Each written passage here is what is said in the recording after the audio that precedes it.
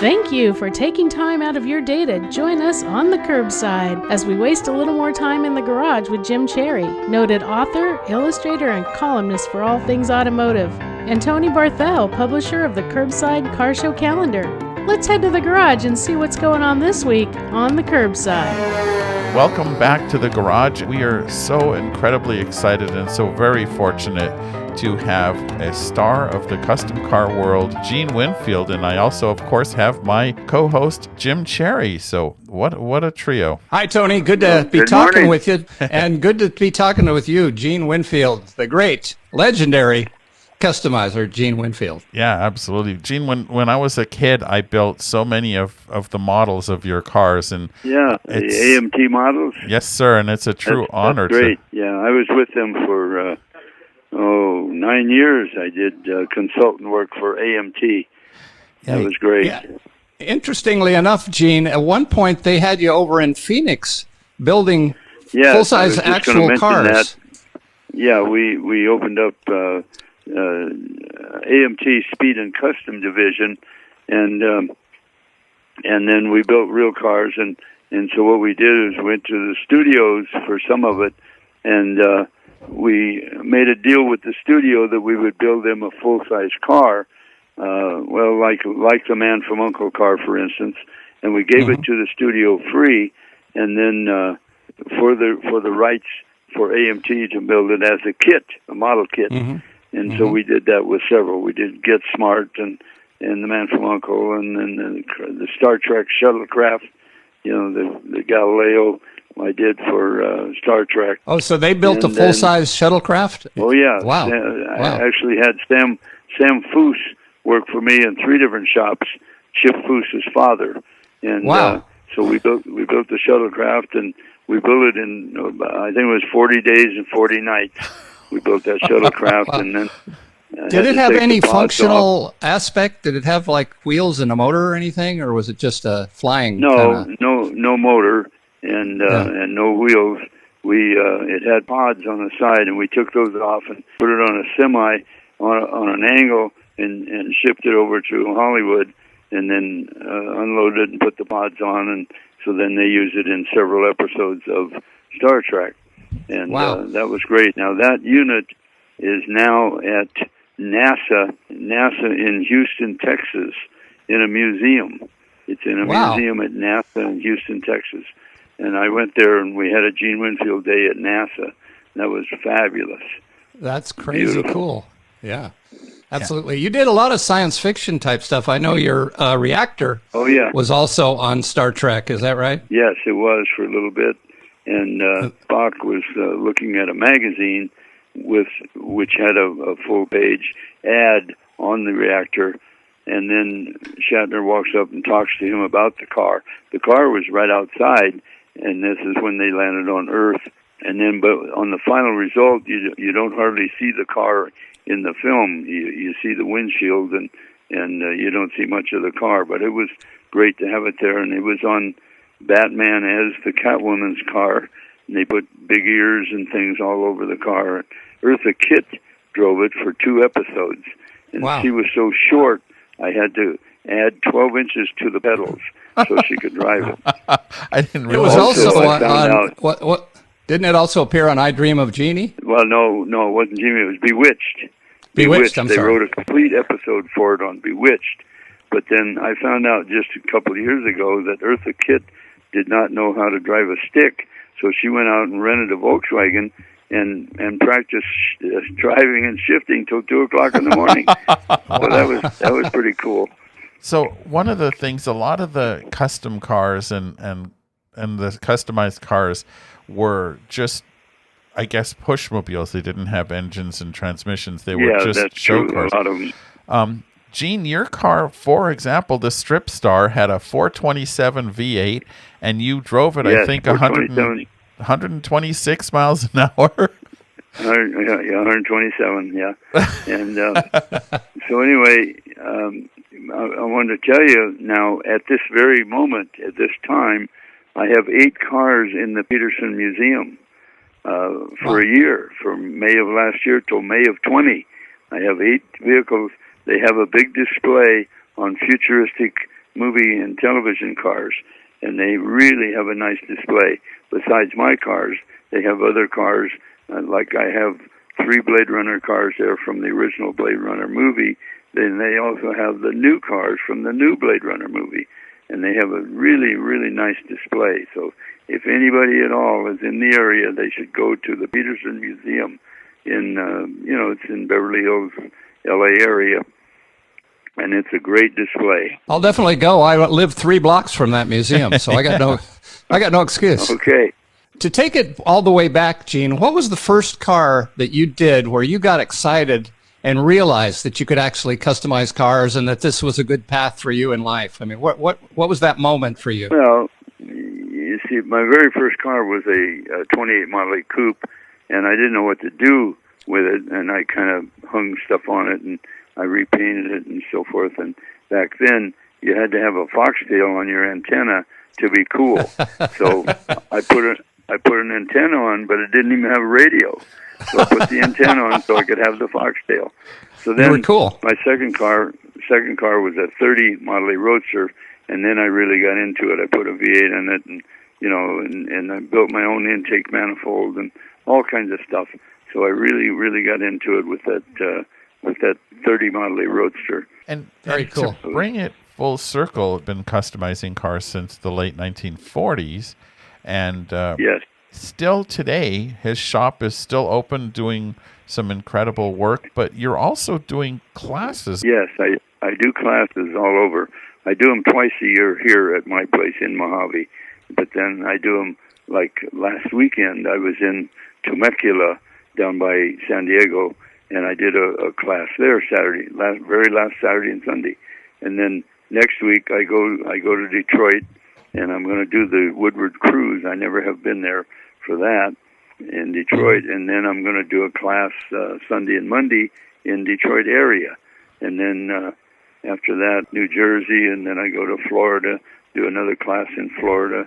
So anyway, it's usually a 2-day class, and I teach them everything I've ever learned over all the years, the little tricks and how to weld and shape metal and all kinds of stuff, and I show them how to make tools out of almost nothing, and so it's really interesting.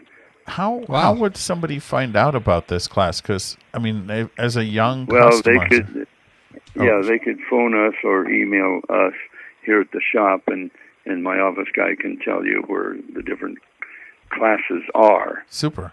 We will spread the word. Okay. Oh, I was curious about your participation in the Ford Custom Caravan in the 1960s. How did that work? Yes. They came to you and they said, "We want you to do these cars," or did you propose the cars? How did that situation work? They came to us, and what they did was they hired 5 different customizers, me and Barris and the Alexander brothers and Bill Cushenberry and was it Starbird, anyway, one of them?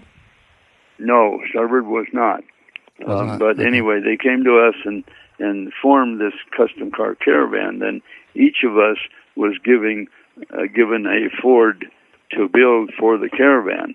And then while the caravan was going on, and by the way, they would take that around to shows, custom car and hot rod shows all over U.S., and then they would have us come in as guests, maybe 2 of us at each show or 2 more at a different show and things like that. And then the real big show like Chicago and Detroit, they would maybe have 4 of us there.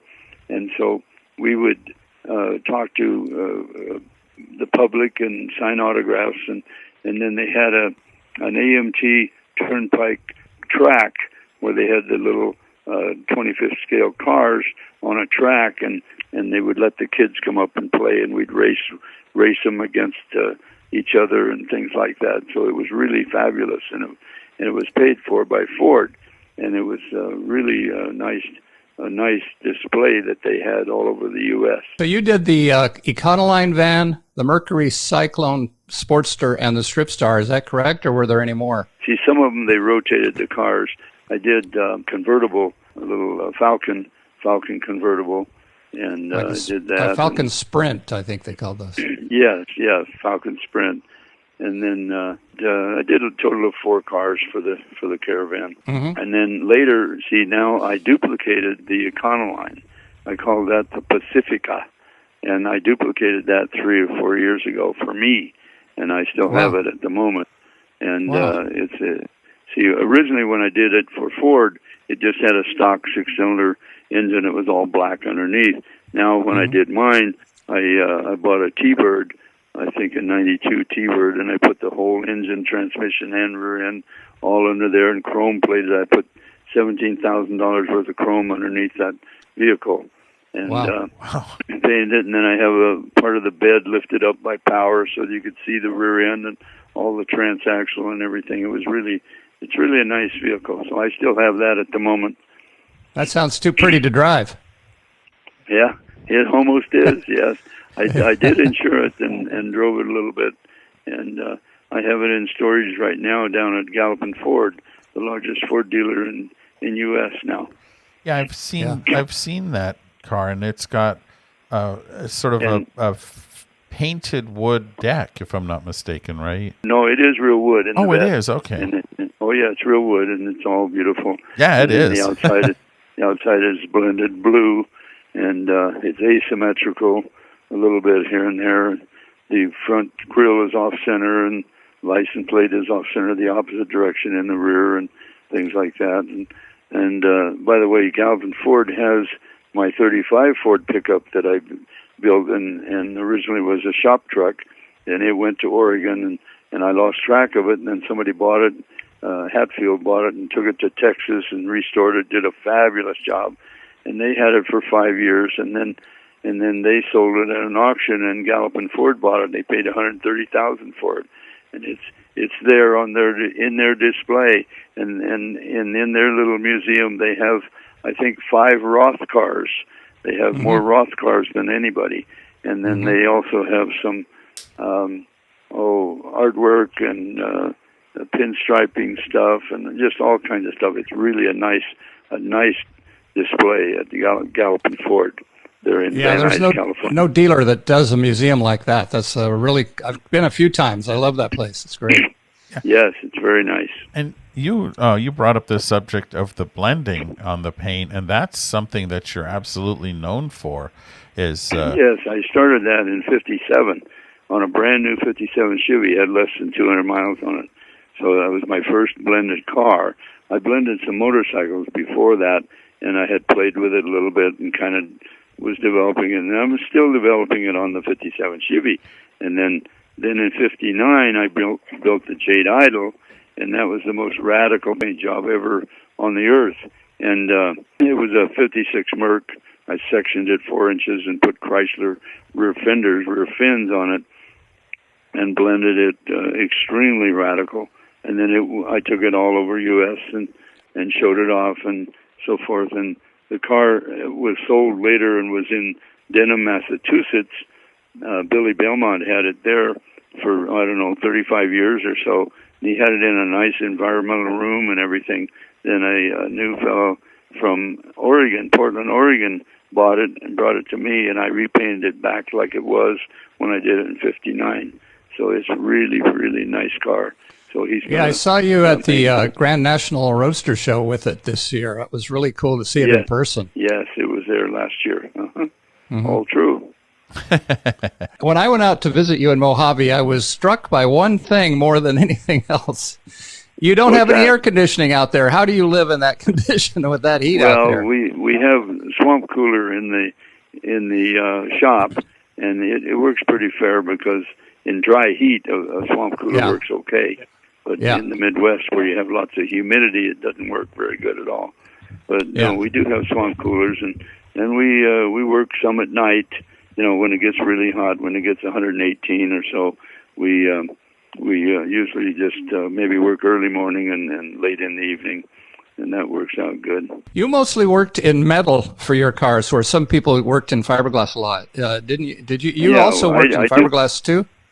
Yeah, we have a fiberglass division, and I've done that for years, and then we also do a lot in metal. And I'm building a 40 Ford for the Riddler, which is a contest in Detroit. And that's every March in the Detroit Autorama. And so I'm building a car for that. Now, every car that has won the Riddler in the past 6 or 7 years has had over $1 million in it. They had Wow. $1,200,000, $1,400,000, like that. Well, we're not going to have $1 million in this, but we hope to be in what they call the Great Eight. They pick 8 vehicles out of the entries, and then out of the 8, they pick one for the Riddler, which is a very prestigious prize. So they will pick that, and so anyway, I want to be in the Great Eight with this 40, and it's really going to be a nice car. It's chopped and sectioned, and the engine is like a piece of art. We have a big Ford Lincoln 4-camera engine in it, like a Coyote motor, and then we've sculptured the outside of the motor in aluminum, and it is a total piece of art. It's unbelievable. When's that going to be revealed, that car? That'll be, hopefully I'm going to finish that by next March. Yeah, look forward to seeing that one. And there's no pictures of it ahead of time. It cannot be entered in any show, any place in the world prior to that contest. So I don't allow any pictures of that car. So it's coming along pretty good. And right now I'm making copper door jambs, which I will chrome plate, but I use copper so I can pound it in and out of the cracks and crevices. And so I'm making door posts and door jambs out of copper right at this very moment. So how long does it take to build a car like that when you're going for all out for a show car? Yeah, most of those cars, they're taking 5 and 6 years to build them. And they're putting, like I say, over $1 million in them. We've been on this one. It'll be 3 years. It'll be 3 years by the time we finish it in March. So it's coming along very, very nicely. Very cool. Who did the actual design sketches and concepts for the car? Well, I'm building it as a tribute to a car that Valley Custom built in 1948. So it'll look like that car. It was black, and it'll have skirts. Some pictures of that car has skirts. Most of them do not. But it'll look like it'll be a tribute to that car. And then also I have a guitar. We're making Winfield guitars, only making 12 of them. And then, so this guitar is already finished and painted, and it has my logo in stainless, and it's beautiful. So it'll be part of the display for that vehicle. Wow. I've seen that you do live shows where you're like doing chop tops and things like that live in front of an audience. Is that something you enjoy? Yeah, World of Wheels, headquartered in Detroit. They have me, I've been doing 9 shows a year with them, and it's sponsored by Summit. And I go there and I actually chop a top and weld it back together as far as I can in the 2 or 3 days that the show is going on. And so my first show again this year will be Thanksgiving. It'll be in Houston, Texas. So I will chop a car there again.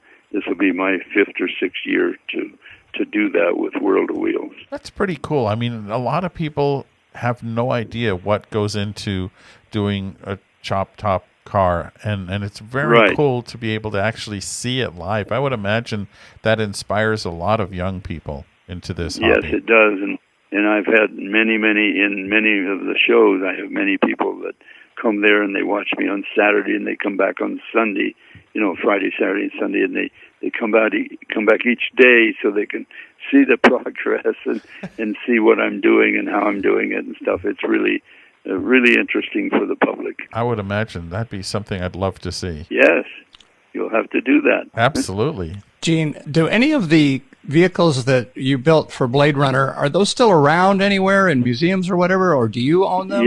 Yes. I have 8 cars in the Peterson Museum. Did I tell you that? Oh, yeah. I didn't know those were all Blade Runner, but okay. Yeah. No, but 3 of them are Blade Runner.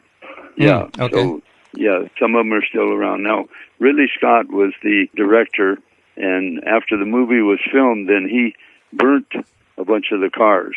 They saved 6, a total of 6 vehicles out of, I built 25. I built 25 cars for the movie Blade Runner. And then they burned a lot of them and destroyed them so that nobody would pick them up and use them in a commercial or this and that, So they were kept under wraps for 3 years after the movie. Nobody could see them. Nobody could, have anything to do with them. And then finally, I bought the cars and sold some of them. And so we do have the 3 in the Peterson Museum right now. That's excellent. Did you work with Sid Mead on was he designer on some of those? Yes, he certainly was. I just talked to Sid yesterday. Sid is a good friend of mine, and he's the most fabulous futuristic artist in the world. And so he did all the cars for Blade Runner, and then I built them from a sketch that he did. And then the studio they hired some project designers, and they put them to scale. See, because all they had from Sid was a colored rendering, 11 by 17 size, and then they had to put them into scale because while I was building the full-size cars, they had to build models. So some of the models they flew in the movie, and so that's why they had to put them to a scale. So that went very well. Yes, that must have been a great help to you to have those plan drawings from the studio. Yes, it was. And so I still have those full-size blueprints, and it was great working on that. And it was just fabulous working with Sid Mead. And he's not feeling well, so he's not coming to this thing at the Peterson this Saturday night.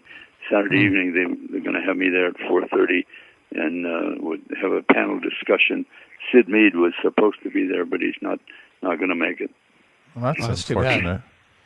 And then you do a car show at your shop every October, if I'm not mistaken. Yes, I'm glad you mentioned that. Yes. So this year it will be October 19th. Yes, I do a car show. I have it the Saturday before the Hot Rod Reunion every year in Bakersfield, where they do the drag racing. So I have it the Saturday before every year. So this year, October 19th. Well, and I have room for about 150 cars. We go all the way into the back and into the auto wrecking section, and we have custom cars and hot rods everywhere. And we fire up a dragster every year and things like that. So, and this year we're going to have a Pine Derby track. The Boy Scouts are going to bring a Pine Derby track here, and people can race and bet against the cars or whatever to make a little money for the Boy Scouts. Oh, that sounds great. Cool. Cool, yeah. That's awesome. Yeah, I will make sure to get that on the car show calendar so people know. Yes, about that. Please do. Absolutely. Yeah. Gene, when I was out there, I could barely keep up with you, and I'm a younger man than you are, but if not by much. But Yeah. I'm curious. I know I asked you this before, but we'd like to get it on the record here. What's your secret for staying so healthy and young all these years? Well, I eat good food and take vitamins and take care of myself and I'm 92 years old now. Wow. 92, and I'm still working every day. I'm here and I travel a lot and do shows all over the world. Yeah, we were all very worried about you. You had a fall at a show in the Netherlands, if I'm not mistaken. Yeah, it was in Finland. Yes. Finland. I broke my hip in Yeah. Finland, and then they did a wonderful job operating on me, and then I came home, and 2 days after I got home, I went to the SEMA show. I rented a scooter, and I putted around on a scooter, and I was still kind of hurting at the time. But anyway, but you're so it went very well, and I was very happy to be home. Extremely happy to be home. I sent you a contribution when you were ill, and it was very gratifying to me to see all the people that were pouring forth and putting their money down to help you out. That was really cool. In 3 days, they developed over $100,000, and it was just fabulous. All the people that like me and love me and so forth, it was just wonderful. And then when we flew home on a medical flight with a nurse and everything, it was just unbelievable, beautiful. Yeah. Yeah, it's a beautiful thing about the car hobby, if you ask me, and it's not talked about much. But that's the cool people that are involved, and I am just struck by this over the years, time after time. How many cool people are involved in the car hobby? It's just amazing. Yes, that's true. All over the world, you know, it's just growing and growing in all the European countries and everything, and Japan. You know, I've been to that show for 10 years in a row. And it's just wonderful, the people and how nice and how the sport keeps growing and growing with custom cars all over the world. Yeah, it's amazing how many American classics are heading to Australia lately. Have you been down there? Australia and Sweden. Yeah, Sweden, I go to Sweden, and man, 80% of the cars in the show were old U.S. cars. In fact, in Sweden, they had a deal where you could bring any car up to and including 1958 with no duty. So 57s and 58s, hundreds, thousands of them went to Sweden. I didn't It's know unbelievable. That. Yeah, because of the duty. So that was great. Interesting. I sold a 56 Cadillac to a guy overseas, and now I see why he was so interested in a car built before 58. Yeah, that's right. And it works really good. And Yeah. they just, like I say, they just had a ball. I went to an outdoor show in Sweden. It's, I forget the name of it now, but it's at a airfield, and they had about 6,000 cars there. And like I say, 80% of them were U.S. cars below 58. Wow! So it was really nice and gratifying to see all of that. It's challenging to get parts for some of these cars over here, but in a lot of the forums online, you see people, asking for parts for the overseas and such. All true. Yep. All true.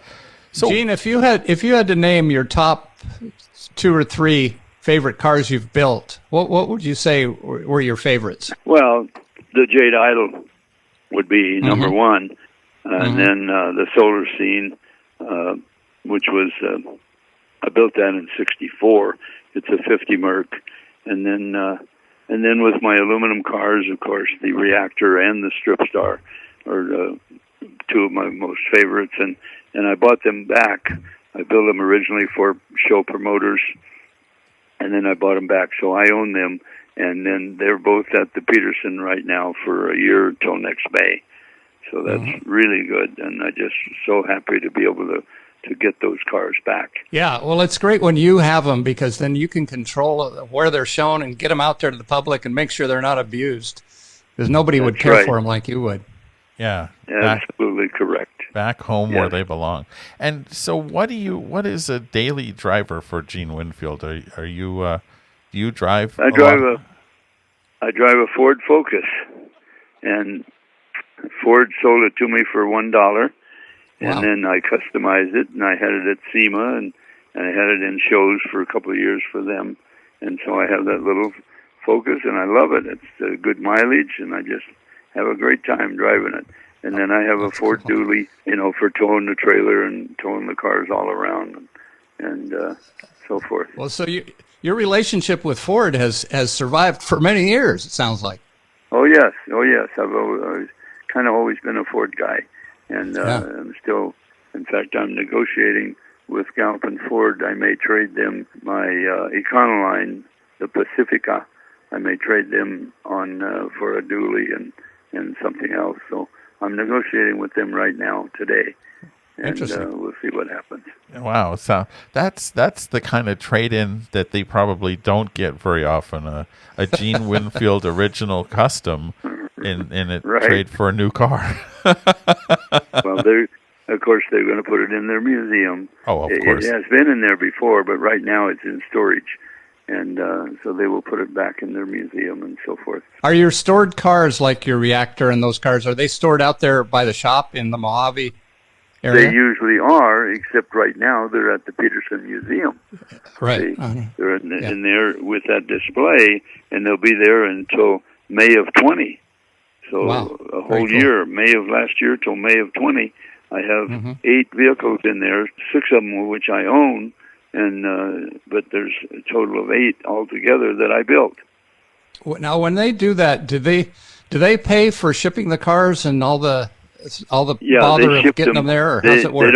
They don't pay me for the use of them to have them there, but they come out and pick them up, and they pay for storage back and forth, and they also insure them for me for whatever I ask. Yeah, all true. That sounds fair. I'm just very appreciative that Gene, you had all the time to spend with us today. We very much appreciate it. You are, as we said before, you're a historic icon. Right now, you would be on the Mount Rushmore of car builders. And Thank so you. it's a big honor for us to talk to you. Jimmy Vaughn, Stevie Ray Vaughan's brother, Jimmy, came by here Monday, and with his whole band in their big motor home, and so Jimmy is playing tonight at the Hollywood Bowl. So I'm going to go down and see him. So that'd be great. He's a fabulous guitar player, a good friend of mine, and he's a car guy. He's got a 32 Coupe, he's got Cadillac Custom, got a Chevy Custom, and I don't know what he and his wife had twins on my birthday. Oh, man. So, and the twins are now 15. I thought they were 13 or 14, but he told me they're 15 years old. And every year on my birthday, they call up and Jimmy plays the guitar and they sing happy birthday to me every year for the past few years. It's super. Beautiful. It's fabulous. That's so cool. I noticed that you are turning your house there in Mojave into a museum. You've got a Star Trek area. Oh, yeah. It is totally converted into a museum, and I've had it open for a year or two, probably a couple of years. And yes, I have a Star Trek room. I have the captain's chair, and I have a gun from Blade Runner and a gun from RoboCop and all kinds of things in that Star Trek room. And then I have a 50s diner in my living room, and I normally have a car in my living room, but they're all at the Peterson. So I'm building another Blade Runner car, a little coupe, and I'll have it in there in the next couple of months. And then I have one bedroom. I have a 28 Model A pickup coming out of the wall, and it's a bed to sleep in, bright red. And so it's really a nice facility, and so anybody and everybody is welcome to come out, and we have tours every day and go through the museum. That would be sort of the epitome of a great time for somebody who's a listener here, because we all really love cars, and to go out to Gene Winfield's house. I have a guest book in there, and you take any page in the guest book and look at it, and there'll be people from Germany, from France, from Japan, and Canada, and all over. And in fact, just yesterday, I had 4 people here from France, and I had 7 people from Detroit area yesterday. Wow. And then the day before, I had people here from Australia and New Zealand. So that's just this week alone. I say, where do you live if your house is now a museum? I live there. You still live in that house? Oh, yes. I have a bedroom in the back, which nobody sees because it's always a little messy. I'm a bachelor. I live alone.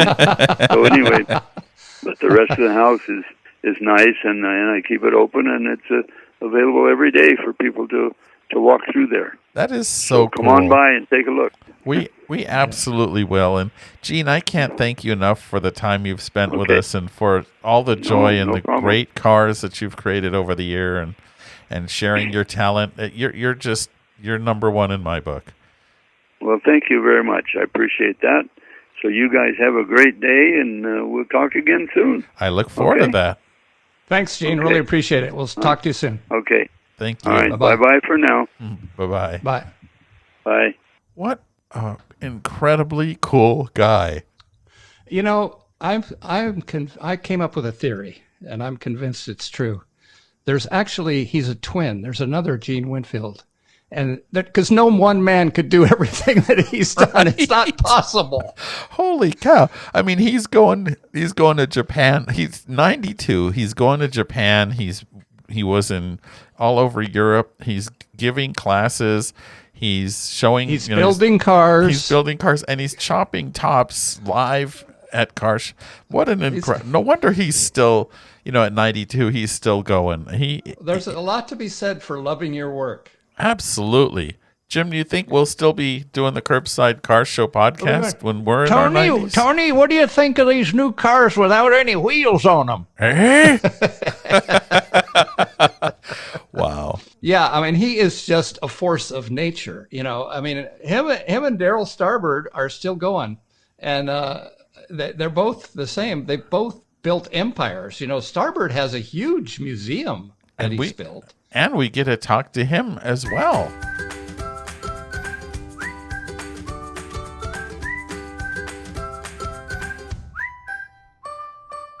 Oh, look, we have new campground neighbors. Yeah, and they do not look like stressless campers. Where did they learn those hand signals? Too bad they don't know about stresslesscamping.com, a website to help make the great American RV adventure into a stressless camping experience. Let's go over and tell them after they get backed in. Oh dear, I don't think that hand signal has anything to do with backing the trailer. If you want to be a stressless camper, join us at stresslesscamping.com for articles, stories, a podcast, and even an RV calendar. Well, on behalf of Jim and myself, we sincerely appreciate your sharing the Curbside Classic Car Show podcast with your fellow auto enthusiasts in the real and digital worlds. You can find a car show calendar, stories, photos, and more episodes of this show at www.curbside.tv. You can also subscribe to this show so you'll never miss an episode, and we always appreciate your emails and comments on social media. Oh, and speaking of social media, www.curbside.tv is the place to jump into our social pool. Don't forget, it's always free to post your car shows on the Curbside Car Show calendar as well at, www.curbside.tv. That's our digital home.